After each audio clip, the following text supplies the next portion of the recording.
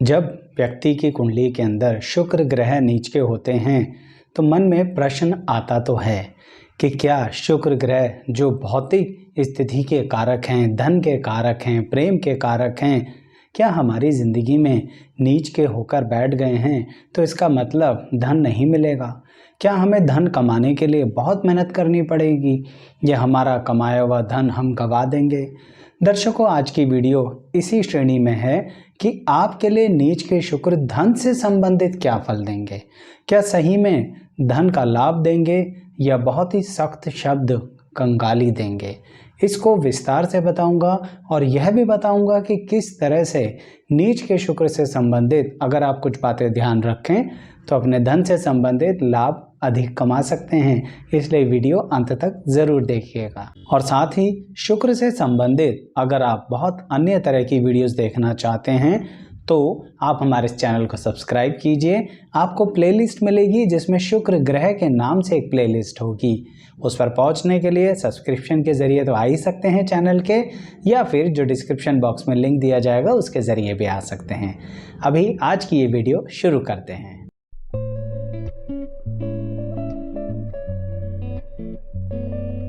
मैं एस्ट्रोलॉजर शैलेश जैन आपका हमारे चैनल पर स्वागत करता हूं। दर्शकों, सबसे पहले बहुत बेसिक बात जो पता तो होगी आपको कि शुक्र ग्रह कब नीच के कहे जाते हैं। जब वो आपकी कुंडली के अंदर कन्या राशि में बैठे हों, यानी आपकी कुंडली में कन्या राशि कहीं भी बैठी है और वहाँ पर शुक्र ग्रह भी स्थापित हैं, इसका मतलब आपके कुंडली में शुक्र ग्रह नीच के हैं। मैं गणितीय आधार पर डिग्रीज में जा ही नहीं रहा हूँ, इसलिए बेसिक तौर पर समझाने की कोशिश कर रहा हूँ कि कन्या राशि यानी 6 नंबर में शुक्र ग्रह बैठे हैं तो नीच के हो गए। अब क्या वो आपको बचपन से ही धन से संबंधित दिक्कतें देना शुरू कर देंगे? दर्शकों, एक बात अपने दिमाग में रखिए कि कहीं ना कहीं शुक्र ग्रह यहाँ पर आपसे संघर्ष तो कराएंगे, लेकिन निष्कर्ष पे मत पहुंचिए। यानी ये मत सोचिए कि संघर्ष कह दिया गया है तो पूरी जिंदगी हम संघर्ष ही करते रहेंगे। यह आपको एक बहुत बेहतरीन क्वालिटी देना चाहते हैं जो कि बचपन में नहीं देंगे एकदम से, क्योंकि बचपन के अंदर शुक्र आपको आपके परिवार का धन इस्तेमाल करने देंगे। यानी आपकी फैमिली का कोई भी स्टेटस हो, बचपन में आपको शुक्र नीच के होकर भी परेशान नहीं करेंगे। लेकिन जब सही मायने में व्यक्ति को एक धन की आवश्यकता होती है, जिसे मैं यह कहूँगा कि उसको धन के बारे में समझ आना शुरू हो जाता है, धन की वैल्यू समझ में आने लगती है, स्टेटस क्या होता है, भौतिक सुख क्या होता है, धन से हम क्या कर सकते हैं। जब व्यक्ति की वह उम्र आती है, अब चाहे वो टीन एज हो या उससे आगे की उम्र हो, शुक्र तभी नीच के होने के कारण अपना प्रभाव देना शुरू करते हैं। यानी आपकी फैमिली का स्टेटस, आपके फैमिली की गुडविल, या फिर आपकी फैमिली कितना चाहे आपका साथ देना चाहे, फिर भी आपको अब दिक्कतें आएंगी। लेकिन फिर यही कहूँगा, यह मत मान के बैठ जाना कि आचार्य जी दिक्कत कह रहे हैं तो हमेशा आएगी, क्योंकि इसमें एक ट्विस्ट है दर्शकों जो नीच के शुक्र का है, जो आगे चल के पता लगेगा। पर अभी बात ये हो रही है कि आखिर फिर शुरुआत में नीच के शुक्र हमसे चाहते क्या हैं? वह चाहते हैं आपको एक बहुत ही ज़्यादा टैलेंटेड व्यक्ति बनाना, बहुत ही ज़्यादा अनुभवी व्यक्ति बनाना। एक बात बताइए दर्शकों, एक ही फील्ड में एक ही काम करते रहो तो भी अनुभव आता है, लेकिन जिस व्यक्ति ने कोई तकलीफ झेली ही नहीं, कोई नेगेटिविटी मैनेज ही नहीं करी, तो वो ज़्यादा अनुभवी नहीं हो सकता। अनुभव होने का मतलब ही यही है, टैलेंट होने का मतलब ही यही है कि आप जुझारू हैं, आप हालातों से, परिस्थितियों से, सिचुएशन से जूझना जानते हैं, और यही फाइनली नीच के शुक्र आपको तैयार करेंगे, यानी आपकी पर्सनैलिटी को डेवलप करेंगे। अब अपनी मर्जी से तो कोई कुछ करना नहीं चाहता है, इसीलिए नीच के शुक्र आपको ये स्ट्रगल देंगे इस एज में कि आपको अब कहीं ना कहीं धन के प्रति उसकी वैल्यू समझाना शुरू कर देंगे, चाहे परिवार की बैकग्राउंड कैसी भी हो।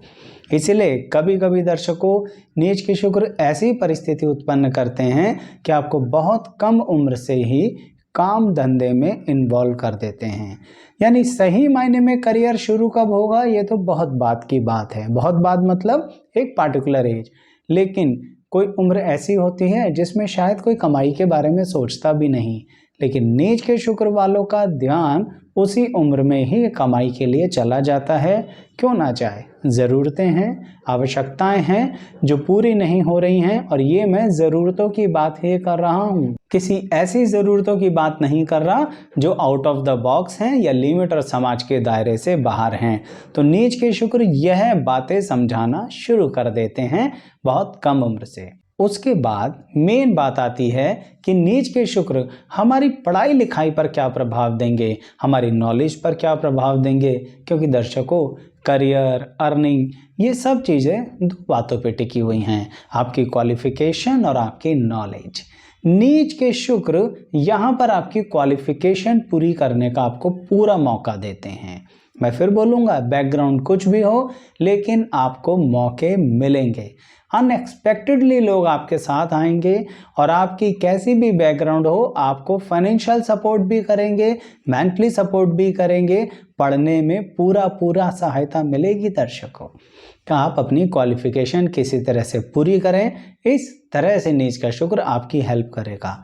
लेकिन प्रश्न ये उठता है कि क्वालिफिकेशन का मतलब क्या नॉलेज हो सकता है? यहाँ पर बस नीच के शुक्र एक अंकुश लगा देते हैं। यहाँ पर वह कहते हैं आपको अपनी नॉलेज एक्स्ट्रा ऑर्डिनरी रखनी पड़ेगी, आपको चीज़ की गहराई में जाना पड़ेगा। ऊपर से क्वालिफिकेशन लेने से काम नहीं बनने वाला, यानी जुझारू होना पड़ेगा। अर्थात जो उन्होंने बचपन और यंग एज में सिखाया वही करियर की शुरुआत में भी आपसे कहेंगे अगर धनवान होना चाहते हो तो, कि आप जुझारू हो, चीज़ की गहराई में जाओ, in depth knowledge low. Competitive industry में जो लोग नहीं कर रहे हैं कुछ, आप उसे करना सीखो। फिर नीच के शुक्र आपको ये टैलेंट बड़ा ज़बरदस्त तरह से इस्तेमाल करना सिखा देंगे। आपने सुना होगा दर्शकों कि हमारी माइथोलॉजीज में राक्षस बहुत तपस्या करते थे। आप कहेंगे आचार्य जी राक्षस कहाँ से आ गए? सुनिए मेरी बात, यहाँ पर बात को समझाने के पीछे मोटिव ये है कि शुक्र ग्रह भी एक गुरु हैं। अब जब राक्षस तपस्या करते थे तो उनको वरदान मिल जाते थे, आशीर्वाद मिलते थे। प्रश्न अब ये उठता है कि जब उन्हें वो आशीर्वाद मिलते थे तब वो उसका क्या करते थे? तो इंटेंशन बहुत इंपॉर्टेंट चीज़ है। ये बात मैंने इसलिए यहाँ पर एंटर करी क्योंकि नीच के शुक्र में भी कुछ ऐसा ही है।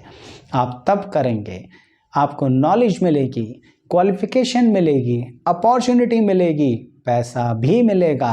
अब आप क्या करने वाले हैं ये देखेगा नीच का शुक्र कि क्या उस बात को फलीभूत किया जाए या उसमें अंकुश लगा दिया जाए। और इसको करने के लिए एक फ्रीडम देता है नीच का शुक्र आप लोगों को।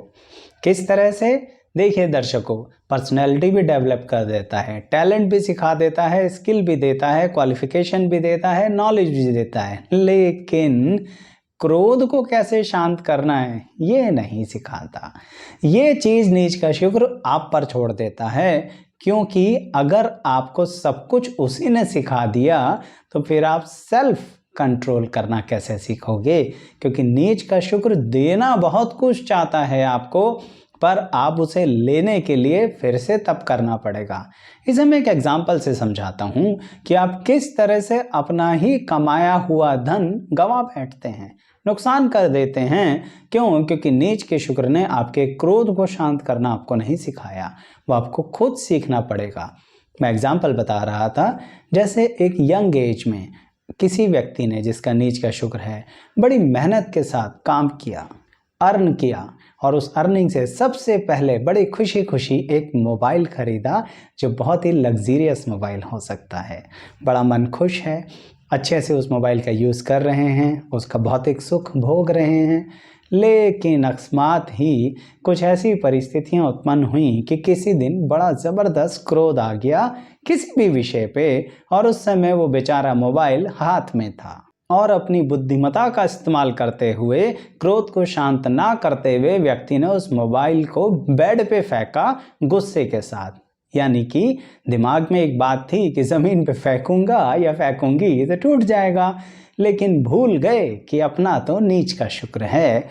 जनाब मोबाइल बेड से कूदकर जमीन पर जाकर टकरा गए और टुकड़े टुकड़े हो गए। मेरी बात समझे आप? नीच का शुक्र एक प्रभाव देता है कि अगर आपको दी हुई भौतिक स्थिति का आपने सही इस्तेमाल नहीं किया तो आपसे वो भौतिक स्थिति छीन ली जाएगी। इसलिए कई बार लोग नीच के शुक्र को ऐसा कहते हैं कि ये तो आपके धन का नुकसान कर रहा है, लेकिन आप यह नहीं देखते कि उसके पीछे आपका खुद का व्यक्तित्व होता है। अगर आप अपने व्यक्तित्व को बदलेंगे नहीं तो नीच का शुक्र बार बार आपके धन का नुकसान करेगा। दर्शकों, ऐसे ही मैंने अन्य ग्रहों की वीडियो भी बना रखी है, गुरु, शनि, केतु, राहु, उन सब का लिंक डिस्क्रिप्शन में दिया जाएगा, यानी सभी प्लेलिस्ट का लिंक आपको मिलेगा। चैनल को सब्सक्राइब करके हमारे इस चैनल में भी प्लेलिस्ट वाले सेक्शन पर आएंगे तो सिर्फ ग्रहों के नाम से ही आसानी से प्लेलिस्ट मिल जाएगी, जिसमें वैरायटी ऑफ स्टाइल से आपको ग्रहों के बारे में जानकारी मिलेगी। देखिएगा ज़रूर, पसंद आए तो लाइक भी कीजिएगा। अब बात को आगे बढ़ाते हैं कि शुक्र ग्रह हमारे को अल्टीमेटली अर्निंग देंगे या नहीं देंगे। दर्शकों, वो आपको बहुत अच्छी अर्निंग देंगे, लेकिन आपकी एजुकेशन और नॉलेज के साथ आपको वैरायटी ऑफ एक्सपीरियंस लेना पड़ेगा। क्यों? क्योंकि जब नीच के शुक्र होते हैं ना तो अपॉर्चुनिटी कहाँ से आएगी ये आपकी प्लानिंग के दायरे से बाहर है। आप सोच भी नहीं सकते जहाँ से मौका आपको मिलेगा। आप सोचेंगे ये तो डेड एंड है, यहाँ से तो कुछ होना ही नहीं है। चाहे अब आप इसे जॉब के अंदर एग्जाम्पल लगा लीजिए, बहुत ही मरे हुए मन से गए थे, कहाँ एक जगह इंटरव्यू देने के लिए, यहाँ तो कुछ नहीं होना है, इतनी फैंटास्टिक आउटस्टैंडिंग कंपनी है, यहाँ मेरा क्या होगा, ऐसा सोच के गए और बताइए वहाँ से कॉल आ गया।